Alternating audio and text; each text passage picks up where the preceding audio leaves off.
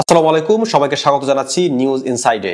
31 জুলাই 2025 আন্তর্জাতিক মানবাধিকার সংস্থা হিউম্যান রাইটস ওয়াচ বা HRW বাংলাদেশের মানবাধিকার পরিস্থিতি নিয়ে গভীর উদ্বেগ প্রকাশ করে। সংস্থাটি অভিযোগ করেছে, শেখ হাসিনার পতনের পর অধ্যাপক মোহাম্মদ ইউনূসের নেতৃত্বে গঠিত অন্তর্বর্তীকালীন সরকার 1 বছর পার করলেও মানবাধিকার রক্ষায় উল্লেখযোগ্য কোনো অগ্রগতি দেখাতে পারেনি, বরং অনেক ক্ষেত্রেই আগের সরকারের দমনমূলক নীতিরই পুনরাবৃত্তি ঘটছে। মানবাধিকার আসলে কি? জাতিসংঘ সাধারণ পরিষদে 10 ডিসেম্বর 1948 সালে মানবাধিকারের উপরে সার্বজনীন ঘোষণা সিদ্ধান্ত অনুমোদিত হয়, যাকে বলা হয় মানবাধিকার বিষয়ক সার্বজনীন ঘোষণাপত্র বা universal declaration of human rights. এতে মানবাধিকারের বিভিন্ন বিষয়ে ফোকাস করা হয়, যেমন জীবন ধারণের অধিকার অর্থাৎ খাদ্য, বস্ত্র, বাসস্থান এবং চিকিৎসার মতো মৌলিক চাহিদা পূরণ, স্বাধীনতার অধিকার অর্থ হলো চিন্তা, বিবেক ও ধর্মীয় স্বাধীনতার অধিকার, মত প্রকাশের স্বাধীনতা, শান্তিপূর্ণভাবে সমবেত হওয়ার স্বাধীনতা এবং সংগঠন করার স্বাধীনতা। আইনের দৃষ্টিতে সমতা মানে লিঙ্গ, ধর্ম, বর্ণ, জাতি বা অন্য কোনো কারণে বৈষম্য না করে সবার জন্য আইন লাভের মানে আইনের আশ্রয় নেওয়ার অধিকার থাকতে হবে। নির্যাতনের শিকার না হওয়ার অধিকার, এর অর্থ হলো কাউকে শারীরিক মানসিক নির্যাতন করা যাবে না এবং তাদের সম্মানজনক জীবনযাপন করার অধিকার থাকতে হবে। শিক্ষা লাভের অধিকার, সবার জন্য শিক্ষার সুযোগ নিশ্চিত করতে হবে, জ্ঞান অর্জনের সুযোগ থাকতে হবে। রাজনৈতিক অধিকার, নির্বাচনে ভোট দেওয়া এবং রাজনৈতিক কর্মকাণ্ডে অংশগ্রহণের সুযোগ নিশ্চিত করতে হবে। HRWর প্রতিবেদন অনুযায়ী রাজনৈতিক প্রতিপক্ষকে দমন করতে এখনো নির্বিচারে গ্রেপ্তার, হয়রানি, বিশেষ ক্ষমতা আইনের অপব্যবহার অব্যাহত রয়েছে। হিউম্যান রাইটস ওয়াচ দাবি করেছে 2024 সালের আগস্ট থেকে সেপ্টেম্বর পর্যন্ত মাত্র 2 মাসে দেশে প্রায় 92,000-এর বেশি মামলা হয়েছে, যার একটা বড় অংশই রাজনৈতিকভাবে উদ্দেশ্য প্রণোদিত। HRWর মতে অপারেশন ডেভিল হান্ট নামে একটি অভিযানে শুধু ফেব্রুয়ারি মাসেই 8,600-এর বেশি মানুষকে গ্রেপ্তার করা হয়। তবে শেখ হাসিনার আমলে যেসব র্যাব ও পুলিশ সদস্য গুরুতর মানবাধিকার লঙ্ঘনের সঙ্গে যুক্ত ছিলেন, তাদের অধিকাংশের বিরুদ্ধে এখনো কোনো ব্যবস্থা নেওয়া হয়নি, অথচ তারা আগের সরকারের সময় গুম, হত্যা, গোপন আটক ও হেফাজতে নির্যাতনের মতো গুরুতর অপরাধে অভিযুক্ত ছিলেন। এই দায়মুক্তির সংস্কৃতি মানবাধিকার উন্নয়নের পথে বড় বাধা হিসেবে কাজ করছে বলে হিউম্যান রাইটস ওয়াচ মনে করে। সংস্থাটির এশিয়া বিষয়ক উপপরিচালক মীনাক্ষী গাঙ্গুলি এক বিবৃতিতে বলেন, অন্তর্বর্তীকালীন সরকার যেন রাজনৈতিক প্রতিশোধের চক্রেই আটকে আছে।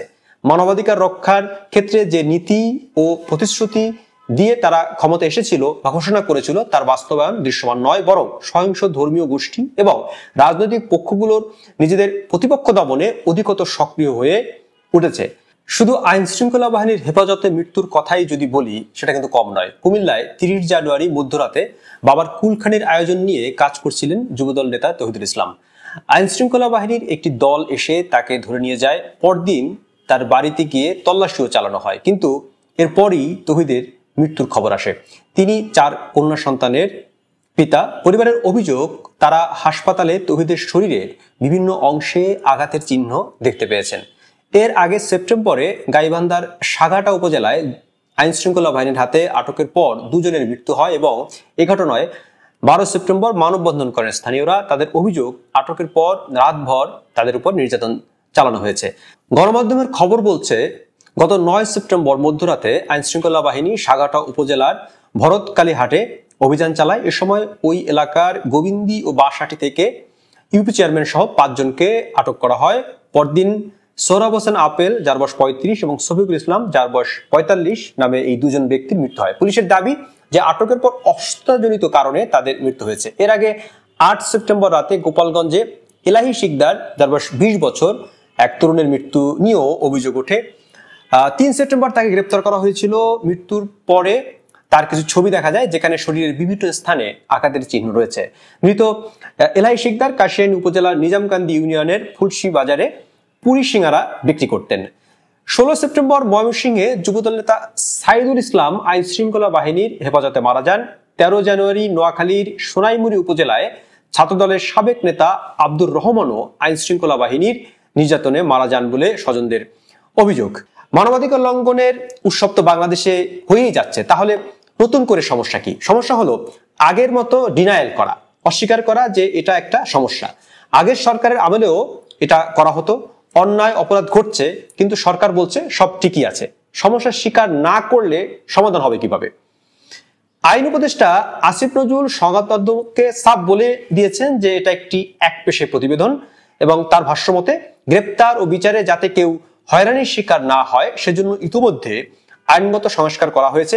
বিশেষ করে আগের সরকারের আমলে দায়ের হওয়া প্রায় 15,000 হয়রানিমূলক মামলা এবং বিতর্কিত ডিজিটাল নিরাপত্তা আইনের আওতায় থাকা যে মামলাগুলো অধিকাংশই প্রত্যাহার করা হয়েছে বলে তিনি উল্লেখ করেন। তিনি আরো দাবি করেন যে বর্তমান সরকার আইন শৃঙ্খলা রক্ষাকারী বাহিনীকে স্পষ্ট নির্দেশ দিয়েছে যে যথাযথ প্রমাণ বা কারণ ছাড়া কাউকে গ্রেপ্তার করা যাবে না।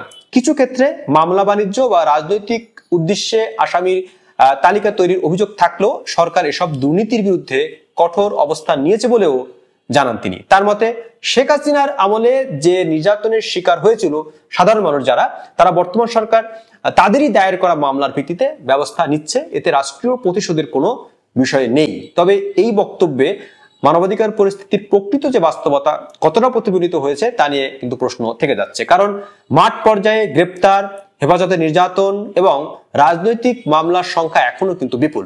বিশেষ করে কোনো অপরাধের সঙ্গে সংশ্লিষ্টতা প্রমাণের আগেই বহু ব্যক্তিকে গ্রেপ্তার করা হয়েছে বা হচ্ছে, এমন অভিযোগ কিন্তু ক্রমাগত বাড়ছে। বাংলাদেশের রাজনৈতিক ইতিহাসে ক্ষমতা পরিবর্তনের পর প্রতিশোধের যে সংস্কৃতি এটা কিন্তু নতুন নয়, কিন্তু শান্তিতে নোবেলজয়ী ডক্টর মোহাম্মদ ইউনূসের এই অন্তর্বর্তী সরকারের কাছ থেকে আমরা কিন্তু এটা প্রত্যাশা করিনি যে আগের মতো সবকিছু ঘটবে। অনেকেই প্রত্যাশা করেছিলেন যে পরিস্থিতির পরিবর্তন হবে, আইনের শাসন প্রতিষ্ঠিত হবে।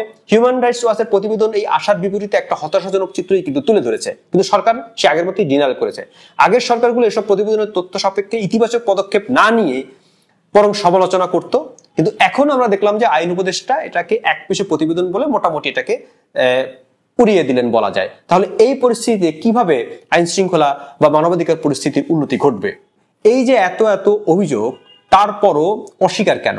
কারণ ক্ষমতাসীনরা মনে করেন স্বীকার করলেই সর্বনাশ হয়ে যাবে। আসলে কি তাই?